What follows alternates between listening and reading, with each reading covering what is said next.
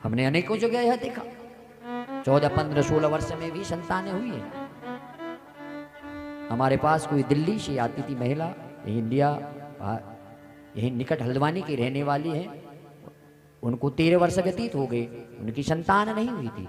Doctor ने बोला आपकी संतान नहीं हो सकती। एम्स से उनका इलाज चल रहा था। तो वह मेरे पास आई थी। सबसे पहले इस जीवन में जब मैंने इस भक्ति में कदम रखा तो उनका ही पूजन किया था। आज से करीब 5 वर्ष पूर्व की बात है।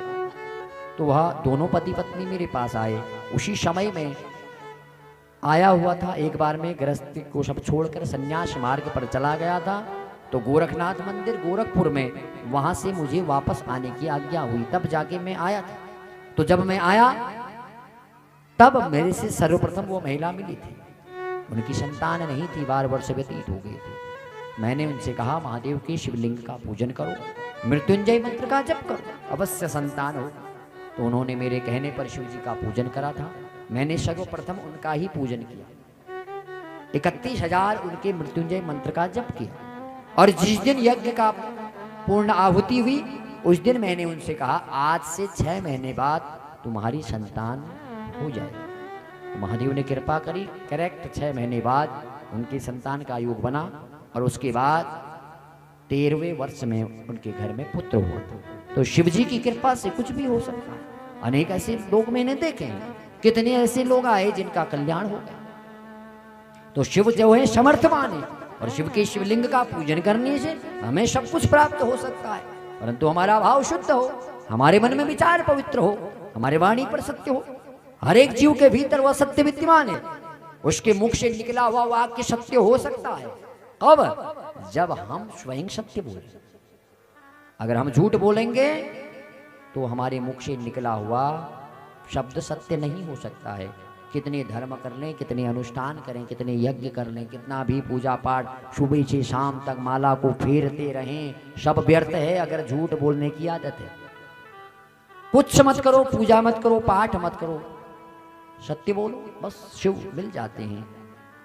इसका मतलब ये नहीं है कि खाली पूजा पाठ करने से शिव मिलेंगे। शिव तो कर्म के देवता है।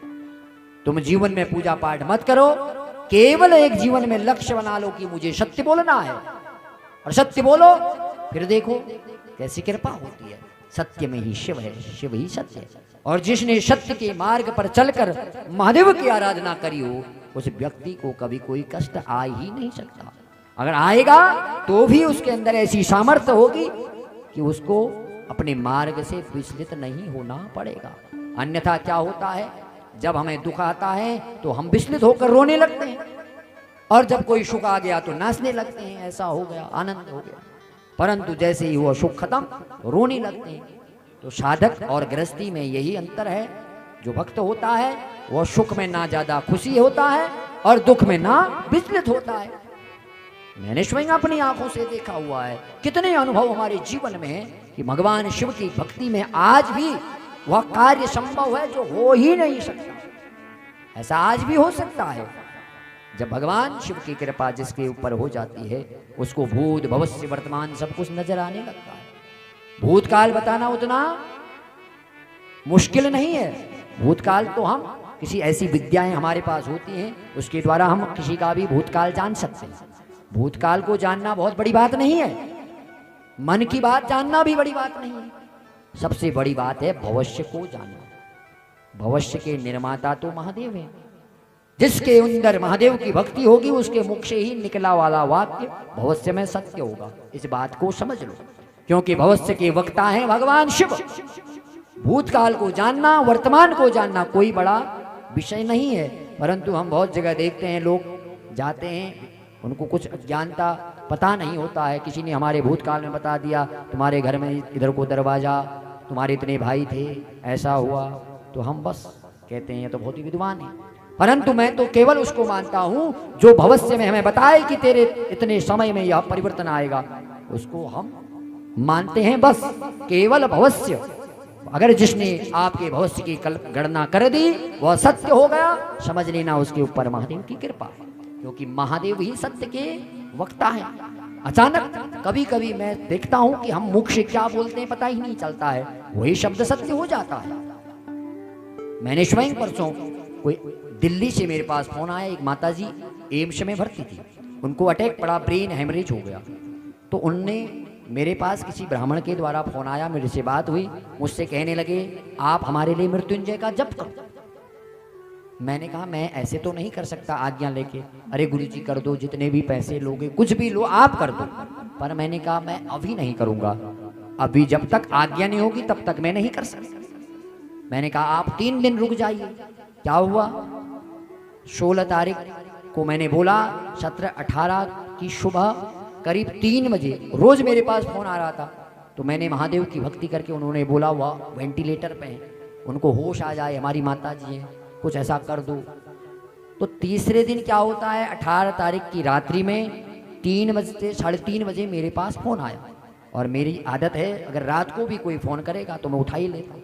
3:30 बजे उनकी बहू का फ़ोन आया कि हमारी माता जी के श्वास ज़्यादा चढ़ रही है, डॉक्टर कहता है कि ऑक्सीजन घट रहा है, कुछ गुरुजी कर दीजिए। मैंने कहा मैं अभी आपको प्रातःकाल में बताता हूँ, आप शांत रहिए और मैं अभी आराधना शिव जी से करता हूँ। और ऐसा कहकर पुनः मैं जैसे ही सोया तो मैंने देखा वह महिला चले गई। और स्वयं मुझे जिसने उनके बारे में बताया वही ब्राह्मण मुझे संदेश दे रहा था कि वह महिला चले गई, उसका जप मत करो। तुरंत मैंने उठा, 6 बजे मैंने उनको फ़ोन किया, आपकी माता बच नहीं सकती, इसलिए मैंने बिना आज्ञा के जप नहीं करा, आज का ही दिन उनके पास है, आप टेंशन मत लो, बाकी मैं कुछ नहीं जानता, यह सत्य है, इस बात को समझ लो। बस दिन में 1 बजे उसी ब्राह्मण का फ़ोन आ गया कि माता दी चलेगी, इसलिए मैंने कहा मैं जप मैंने नहीं किया। तो यह आज्ञा कैसी होती है, महादेव की आज्ञा है। अन्यथा अगर मैं जप करता तो उनके मन में आता कि इन्होंने किया तो हुआ नहीं, क्योंकि महादेव मुझे ऐसी अनेक जगह कृपा कर देते हैं कि मैं जा नहीं जाता हूँ। यह कृपा है भगवान शिव की, जो और मैंने आज तक जो भी स्वप्न देखा है अवश्य सत्य होता है।